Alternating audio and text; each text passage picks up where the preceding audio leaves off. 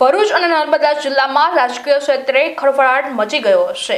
ભરૂચમાં સાંસદ મનસુખ વસાવા અને ધારાસભ્ય ડોક્ટર દર્શના દેશમુખ વચ્ચેનો વિવાદ ખુલ્લેઆમ સામે આવ્યો છે।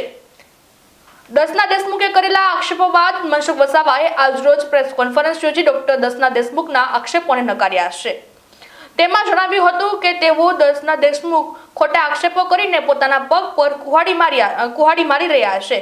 તેમણે જણાવ્યું કે વડાપ્રધાન નરેન્દ્ર મોદીના તાજેતરમાં નર્મદા જિલ્લામાં થયેલા મોટા કાર્યક્રમના ખર્ચ બાબતે નર્મદા જિલ્લાના એક ઉચ્ચ અધિકારી સામે આપના નેતાએ ₹75 લાખની તોડ કર્યાના મામલે પત્રકાર પરિષદ બોલાવવામાં આવી હતી। આ પત્રકાર પરિષદમાં આપના નેતાઓ ખુલ્લા પડે તે માટે મેં અવાજ ઉઠાવ્યો હતો, પરંતુ તેનું ડોક્ટર દર્શના દેશમુખે ખોટું અર્થઘટન કર્યું છે। આ તરફ સાંસદ મનસુખ વસાવાએ જણાવ્યું હતું કે મારા પર ખોટા આક્ષેપો કરી ડોક્ટર દર્શના દેશમુખ કોઈને બચાવવાના પ્રયત્નો કરતા હોય એવું લાગી રહ્યું છે। ડોક્ટર દર્શના દેશમુખના ધારાસભ્ય બનવામાં મારો મોટો ફાળો રહ્યો છે, પરંતુ હવે તેઓ ખોટા લોકોથી ઘેરાઈને મારા માટે આ પ્રકારના નિવેદન કરતા હોવાનું મનસુખ વસાવાએ જણાવ્યું છે। આ સાથે મનસુખ વસાવાએ સ્વીકાર્યું છે કે ચૈતર વસાવા તેમના ભાણેજ છે, પરંતુ તેમના બંનેની વિચારધારાઓ અલગ હોવાનું જણાવ્યું છે। ભરૂચના સાંસદ મનસુખ વસાવાએ નર્મદા જિલ્લાના કમલમ ખાતે એક પ્રેસ કોન્ફરન્સ યોજીને ભાજપ અને આપના નેતાઓ સામે ગંભીર આક્ષેપો કર્યા હતા, જેમાં ડોક્ટર દર્શના દેશમુખ સાંસદના વિવાદાસ્પદ નિવેદનનું ખંડન કરીને તેમની સામે માનહાનિનો દાવો કોર્ટમાં કરવાની ચીમકી ઉચ્ચારી હતી।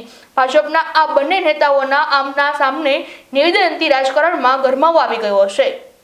જો આ 75 લાખની જે વાત છે એ સ્વાભાવિક છે કે અધિકારીઓ પણ એક અધિકારી છે, કર્મચારી છે, એની બી કેટલીક બધી મર્યાદા હોય છે। આખો મામલો મેં સરકારમાં મોકલ્યો છે, સરકાર સરકારી રીતના તપાસ કરે છે। 75 લાખ જે આમ આદમી, હું બહુ સ્પષ્ટ કહું છું કે આમ આદમી પાર્ટીના નેતાએ એ માંગ્યા છે, અને ત્યાર પછી અધિકારી રજા પર જતો રહ્યો છે, જેને જિલ્લાના વડાને ઉચ્ચ અધિકારીને જે જાણ કરી અધિકારી જતો કે એને બહુ ધમકાવવામાં આવે છે। આખી સ્થિતિ ત્યાંને ઘણા લોકોને ખબર નથી, ત્યાંની એક એવી ટોળકી છે કે આવા અધિકારીઓ કોઈ પણ રીતના કોઈક વાત લીકેજ કરે તેને કોઈ રીતના હેરાન કરવાનો, અને ભૂતકાળના વિડીયો છે અધિકારીને બેફામ પ્રકારની આમ આદમી પાર્ટીના લોકો જે ગાળાગાળી કરે છે। તો આ સ્થિતિ છે, એટલે સ્વાભાવિક છે કે કેટલીક વખતે અમારી મર્યાદા હોય છે। એમને કાલ હું નામ બોલી દઉં કે જિલ્લાના કયા અધિકારીએ મને આ 75 લાખની વાત કરી, એનું પણ મારું ભવિષ્ય વિચારવું પડે ને। કેવડિયા કોલોનીની અંદર ગરડેશ્વર વિસ્તાર છે, એ કેવડિયા વિસ્તારની અંદર કેટલાક જે બાંધકામો થયા છે, ચોક્કસ એમને જમીન રાખીને બાંધે, પણ કેટલીક જગ્યાએ એવું છે કે કેટલીક સરકારી જમીનમાં પણ થોડો ભાગ આવી જાય છે, બીજું કોઈ પ્રાઇવેટ જમીન પણ આવી જાય છે।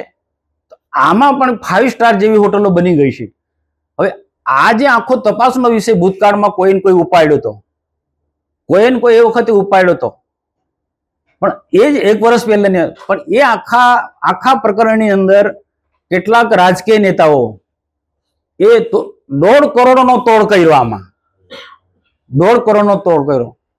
અને આખો મામલો હું આટલે દર્શનાબેનને આજે પ્રશ્ન પૂછું કે ચૈતરભાઈ વસાવા આટલા ટાઈમથી ભાજપ વિરુદ્ધમાં, સરકાર વિરુદ્ધમાં, ભાજપના મંત્રીઓના વિરુદ્ધમાં બેફામ બોલે છે, કેવડિયામાં આવીને એક પણ દિવસ ધારાસભ્ય દર્શનાબેન એને જવાબ કેમ નથી આપ્યો? એ પણ મારો પ્રશ્ન છે દર્શનાબેનને। જો મને બધી રીતના દબાવવાના પ્રયત્ન કરતા હોય, મારા પર બદનક્ષીને દવાનો ઠોકવાની વાત કરતા હોય, તો પછી ચૈતર વસાવા બેફામ સરકાર માટે બોલે, ભાજપ માટે બોલે છે। એનો નિરંજન વસાવા જિલ્લા પ્રમુખ હોસ્પિટલમાં દોડી જાય ટીમ લઈને, પોલીસ સ્ટેશનમાં જાય, સ્કૂલોમાં જાય, તો એક પણ એનાથી પાર્ટીને ડેમેજ થાય। તો આ વખતે દર્શનાબેન કેમ મૌન રહેશે? મારા માટે એટલા બધા ઉછેડે છે, એ મને સમજે છે કેમ ઉછેડે છે, પણ એ આવી જગ્યાએ કેમ મૌન સેવે છે? મેં એટલી જ વાત કરીને કેટલાક અધિકારીઓ અમને જે માહિતી આપે છે, અમારા કરતા એમનું મારે વધારે વિચારું છું, એટલે હું સમજી વિચારીને મારા કારણે કોઈ અધિકારી હેરાન ના થાય। બાકી આ 75 લાખનો જિલ્લાના વરિષ્ઠ અધિકારીને ઉપસ્થિતિમાં આ પ્રશ્ન ચર્ચાયો હતો, એને 75 રૂપિયા માંગણી કરે છે એ અંગેનો, તો અમે અમારા જિલ્લાના અધિકારી એમને પણ કે નહીં અપાય, અને અમે પણ ના અપાય, મેં નીલ જિલ્લા પ્રમુખ નહીં અપાય, એના કારણે આ બધું ઊભું થયું છે।